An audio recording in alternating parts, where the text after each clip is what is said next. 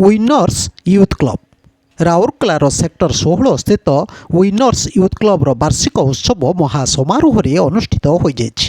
କ୍ଲବ୍ର ମୁଖ୍ୟ ଧରଣୀ ନାୟକଙ୍କ ଆବାହକତ୍ୱରେ ଆୟୋଜିତ ହୋଇଥିବା ଏହି କାର୍ଯ୍ୟକ୍ରମରେ ଅତିଥି ଭାବେ ଜିଲ୍ଲା କଂଗ୍ରେସ ସଭାପତି ରବି ରାୟ, କବି କୁଞ୍ଜବିହାରୀ ରାଉତ, କବୟିତ୍ରୀ ସସ୍ମିତା ପ୍ରଧାନ ଓ ଉପଦେଷ୍ଟା ସନ୍ତୋଷ ବିଶ୍ୱାଳ ପ୍ରମୁଖ ଅତିଥି ଭାବେ ଯୋଗଦେଇ ଅନୁଷ୍ଠାନର ନୃତ୍ୟ, ସଙ୍ଗୀତ ଓ ଖେଳକୁଦ ପ୍ରତି ଥିବା ପ୍ରତିବଦ୍ଧତାକୁ ପ୍ରଶଂସା କରିବା ସହ ଛୋଟ ଛୋଟ ପିଲାଙ୍କ ମଧ୍ୟରେ ଥିବା ଆଭ୍ୟନ୍ତରୀଣ ପ୍ରତିଭାକୁ ଲୋକଲୋଚନକୁ ଆଣିବାରେ ସାହାଯ୍ୟ କରୁଥିବାରୁ ଅନୁଷ୍ଠାନକୁ ସାଧୁବାଦ ଦେଇଥିଲେ।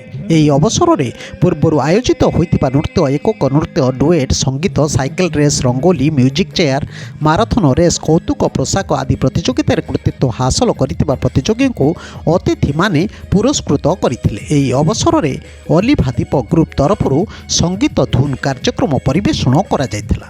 ଏହି କାର୍ଯ୍ୟକ୍ରମରେ ସର୍ବଶ୍ରୀ ପ୍ରଭାତ ସାମଲ, ମଳୟ ବାରିକ, ରାଜେଶ ନାୟକ, ନିରଞ୍ଜନ ବାରିକ ପ୍ରମୁଖ କାର୍ଯ୍ୟକ୍ରମ ପରିଚାଳନାରେ ସହଯୋଗ କରିଥିଲେ। ଶେଷରେ ମୁଖ୍ୟ ଧରଣୀ ନାୟକ ଧନ୍ୟବାଦ ଦେଇଥିଲେ। ବ୍ୟୁରୋ ନ୍ୟୁଜ୍ ଓଡ଼ିଶା କଥା ୟୁଟ୍ୟୁବ୍ ଚ୍ୟାନେଲଟିକୁ ଆପଣମାନେ ଦେଖୁଛନ୍ତି।